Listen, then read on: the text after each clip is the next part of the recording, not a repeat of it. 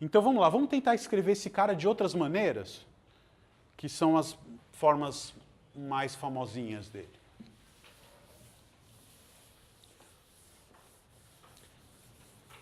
Vamos lá, ó. U tende para zero, né? Isso quer dizer que os limites laterais com U tendendo a zero pela esquerda e pela direita são iguais a esse número. Tá? Então, se eu faço U igual a 1 sobre x, tá? O que quer dizer para mim U tender a zero pela direita? Se U tende a zero pela direita, é porque o x tendeu a mais infinito.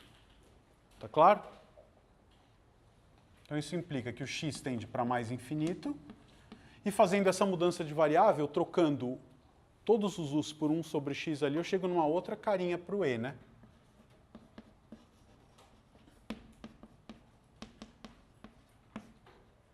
Vai ficar 1 mais 1 sobre x elevado a x. Tá? Outra coisa que você pode fazer, se o u tende a zero pela esquerda agora, o que quer dizer que u tende a zero pela esquerda? O x vai ter que tender para menos infinito, tá bom? E quando o x tende para menos infinito, a gente reescreve então aquela igualdade assim.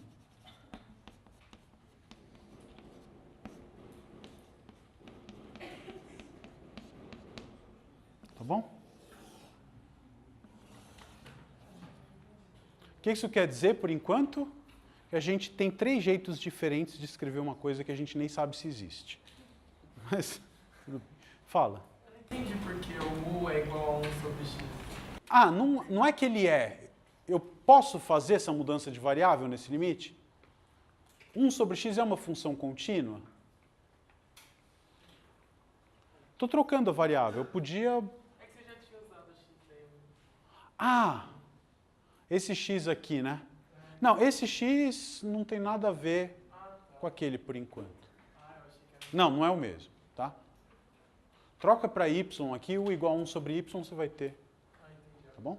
Então, o que acontece? Se existir um número cuja função exponencial de base, esse número, tenha coeficiente angular igual a 1 na origem, esse número tem que ter essa cara. O que nós vamos fazer daqui a pouco? Pega esse limite aqui, eu vou provar que esse limite existe. Dá um número.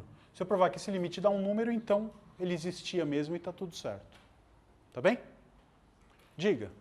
Mas se fosse, sei lá, por exemplo, tentar substituir agora, você ficaria tipo 1 mais 0 elevado, tipo, 1 seria 1 mais 0 elevado ao infinito, que daria 1, ou seria... Aqui você está pensando? Não, eu digo ali, 1 mais 1 sobre x elevado a x. Nesse aqui. Quando o x é bem grandão, a gente pode tentar analisar o que acontece. Quando x é um número arbitrariamente grande, esse cara tende a zero, mas nunca é zero, isso é muito importante. Tá? Então isso aqui é sempre um número ou um pouquinho maior do que 1 ou um pouquinho maior do que 1, depende de se o x tende para mais ou menos infinito. Tá? Vamos pensar nesse primeiro caso, o x tende para mais infinito. Então isso aqui é um número um pouquinho maior do que 1, tá certo? Elevado a infinito. O que pode acontecer? Desculpa, um pouquinho maior ou um pouquinho menor do que 1, você não sabe. O que pode acontecer? Você tem uma indeterminação, tá certo? Se quiser, pode, olha no outro caso aqui, você vai ter um número próximo de 1 elevado a um número muito grande. Se esse número próximo de 1 for menor do que 1, e o expoente for muito grande, ele vai... É que não é que ele vai tender para zero, porque o número na base não é o mesmo, né? Isso é importante. Aqui você tem tanto a base quanto o expoente variando. Então não dá para fazer uma análise desse tipo. Você não pode dizer que... Senão é aquele mesmo erro de sempre, né? O x tendeu para infinito num pedaço da fórmula e no outro não. Que é um erro que às vezes acontece, né? A pessoa achar que isso aqui é 1, por quê? Quando x vai para infinito, isso aqui tende para 1, 1 elevado a qualquer coisa é 1. E não é o caso, tá? Porque você tem expoente e base variando simultaneamente. É importante ter isso em mente. Joia. Então, acreditando que esse número existe, vamos calcular a derivada da função e elevado a x e da função ln de x. O que é o ln? É o logaritmo na base e. Tá? Você quer saber como prova a existência? Fique conosco por mais alguns minutos. Tá bom? Foi bom, hein? Derivadas de f, eu vou chamar assim, tá? F de x igual a e elevado a x e g de x, tá? ln de x, o que quer dizer ln de x? Log na base e, tá bom? Vamos calcular isso pela definição mesmo. Então vamos lá. Quem que é num ponto x0 qualquer? Quanto que vale a derivada do e elevado a x num ponto x0 qualquer? Como é que a gente faz essa conta? Podia escrever aquele limite quando x tende para x0. Você tenta escrever isso, vê que não vai para frente e troca por aquele limite quando h tende para 0, lembra? Você podia escrever x0 mais h menos f de x0 sobre h. Tá bom? O que é isso aqui? Isso vai ser o limite, quando h vai para 0, de quem? O que é f de x0 mais h? E elevado a x0 mais h, tudo no expoente, menos e a x0 sobre h. Dá para colocar um e elevado a x0 em evidência no numerador, né? Então, isso vai ser o limite, quando h tende para 0, de e elevado a x0, vezes o quê? E elevado a h menos 1 sobre h. Posso escrever assim, né? Quanto é isso aqui? A gente não queria que o limite, que a derivada na origem fosse 1, da função exponencial. A derivada na origem ser 1 queria dizer exatamente que o limite disso aqui, quando h tende para 0, era 1. É o limite que nós começamos escrevendo aqui. Estava nessa parte da lousa um pouquinho antes. Tá certo? Então, isso aqui tende para 1. E esse aqui é uma constante. Sai do limite. Ou seja, a exponencial já salta aos olhos a primeira propriedade dela, né? A função e elevado a x é uma função cuja derivada no ponto x0 é igual ao valor dela no ponto x0.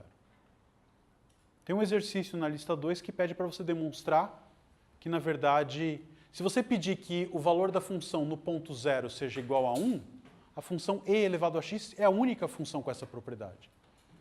Qual é a função que passa pelo ponto, o gráfico passa pelo ponto 0, 1 e a derivada é igual a ela mesma? F de x igual a elevado a x e não tem nenhuma outra. Tá bom? Ótimo. Como é que a gente faz para derivar o log? Precisa fazer toda essa conta do limite de novo? O que é o ln? É a inversa da exponencial? Então a gente sabe fazer essa conta, né? Quanto que vale g' de x0? Quanto que é a derivada da inversa? O inverso da derivada. Então, isso é 1 sobre f' em qual ponto? No ponto que faz sentido, g de x0. Muito bem. Acabamos de calcular. Quanto vale f' num ponto qualquer? F' num ponto qualquer é f no mesmo ponto. Então, isso é 1 sobre f. Tá? Por que sumiu a linha? Porque f' calculado num cara é igual a f calculado no cara. E quanto que vale f calculado em g de x0? F e g são o quê? Funções inversas.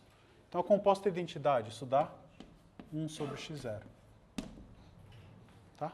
Então, quanto que é a derivada do logaritmo natural, né, do ln num ponto? 1 sobre esse ponto. Tá? Lembra que o zero está fora do domínio, então você não precisa nem se preocupar quando x0 é 0. Tá bem? Então sabemos derivar exponenciais e logaritmos com a base que a gente não sabe que existe ainda, né? Base. Muito bem. Usando essas informações, você consegue calcular derivada em qualquer derivada de funções exponenciais com qualquer outra base, né? Então, por exemplo, como é que você calcula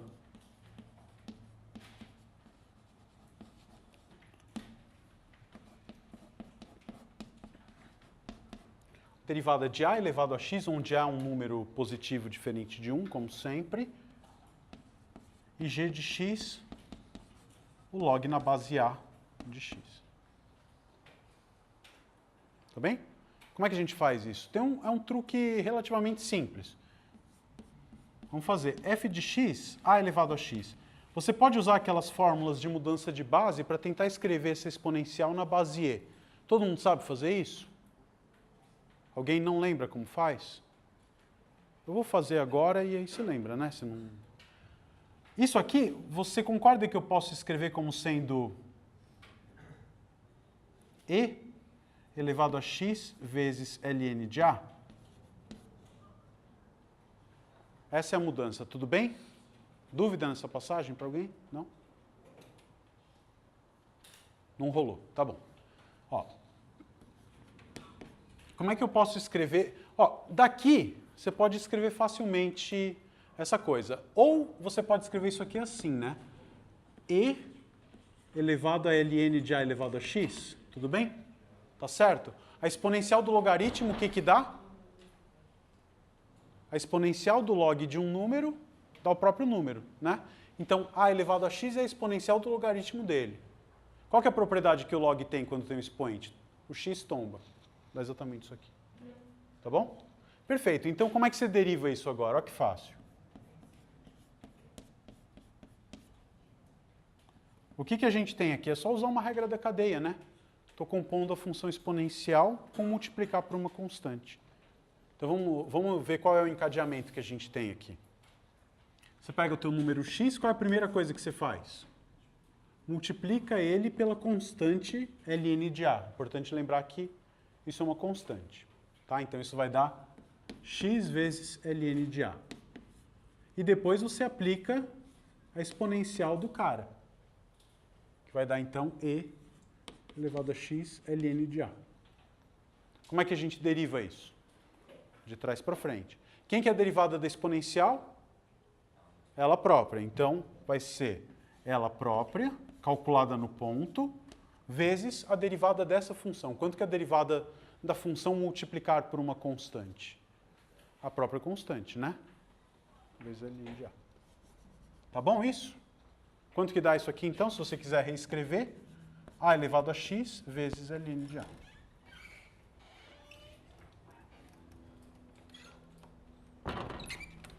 Tudo bem? Então, a gente sabe derivar funções exponenciais que não tenham base necessariamente e. De maneira análoga, a gente deriva o logaritmo. Como é que vamos fazer isso?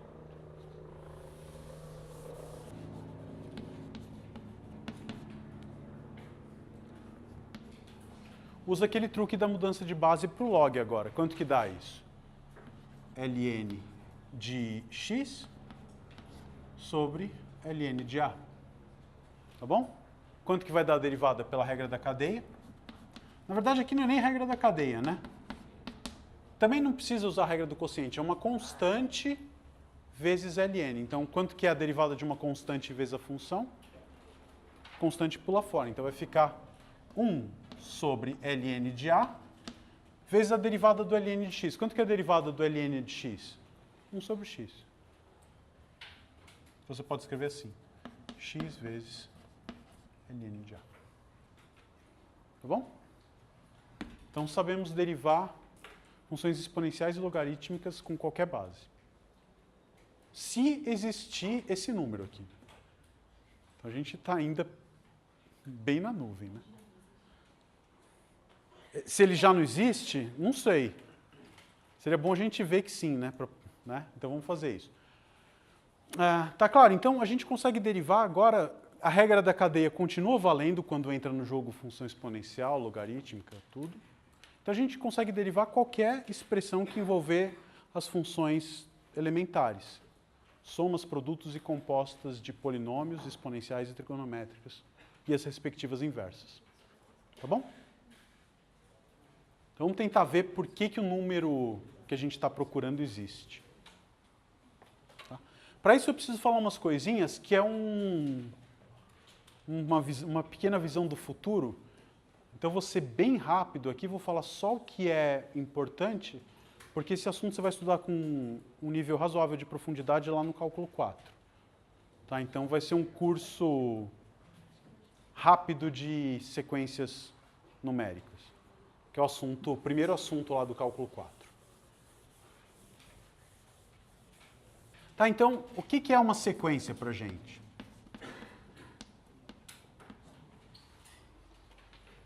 Tá? A gente tem estudado até o momento funções. Funções cujo domínio é qual? Conjunto dos números reais, e o contradomínio é o conjunto dos números reais. Tá certo? Então, nossa definição vai ser... Sequência é um caso especial, né?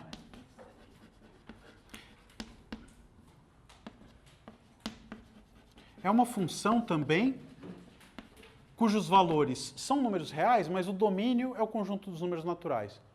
É uma função f de n em R. Tá? Então ela está definida no 0, 1, 2, 3. Então eu posso dizer qual é o valor zero, o valor da função no 0, no 1, no 2, no 3 e só neles. Tá claro? Então a gente tipicamente escreve assim, ó, f de n indicamos como xn, e a sequência inteira a gente denota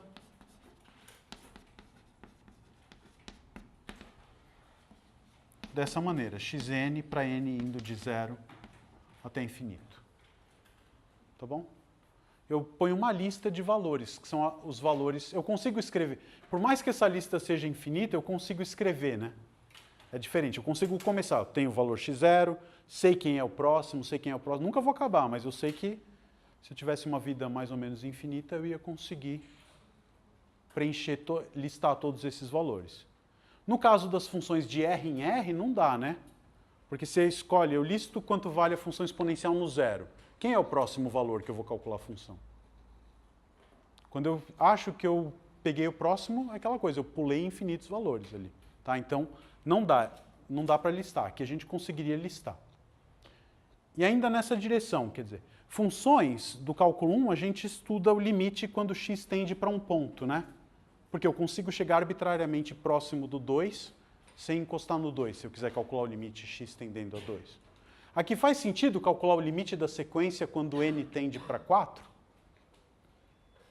O que quer dizer que o n tende para 4 quando você está com números naturais? Não tem aquele delta, né? Para você pegar um intervalinho em volta do 4 e olhar para todos os números naturais em volta desse intervalinho. É um conjunto discreto. Então, o único limite que faz sentido olhar é qual? É querer saber o que acontece com os termos dessa sequência quando o n cresce arbitrariamente. Então, o único limite que faz sentido é o limite quando o n tende para infinito. E aí a gente vai dizer que uma sequência converge se lá no infinito ela se aproxima de um certo valor. Tá? Vamos escrever isso. Então, definição. Eu vou dizer que a sequência xn, para n indo de 0 até infinito, converge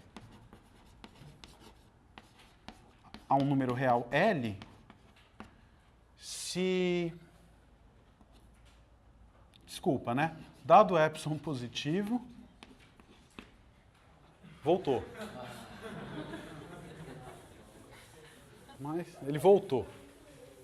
Se dado epsilon positivo, o que acontece? Eu quero que lá na frente os termos da sequência se aproximem de um certo valor. Então, dado qualquer epsilon, vai existir um número a partir do qual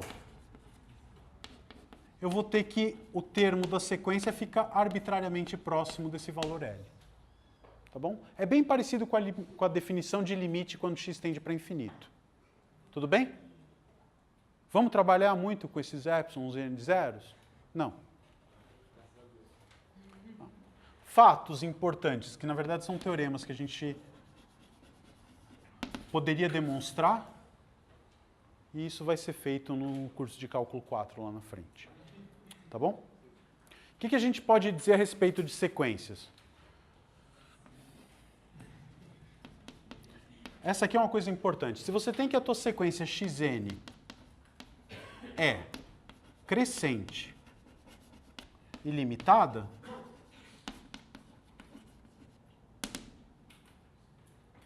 então xn converge.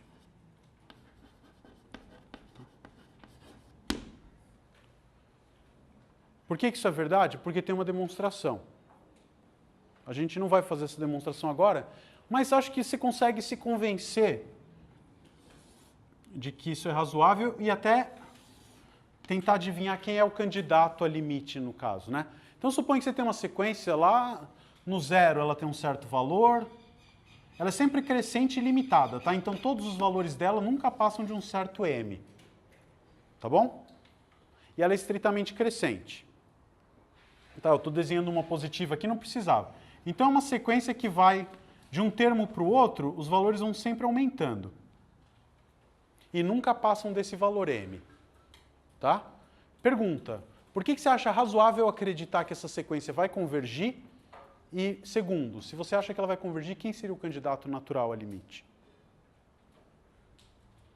Está todo mundo crescendo e nunca passando desse valor m. Não é, ela não precisa atender exatamente para o m, né?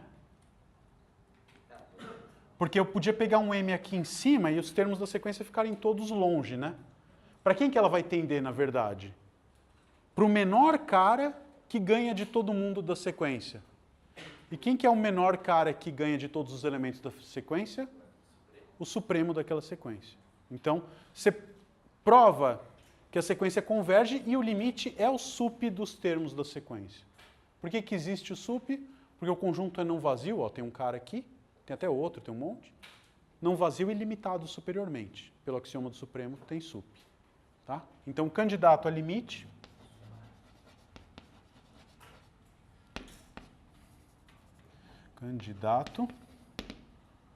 L é o sup do xn.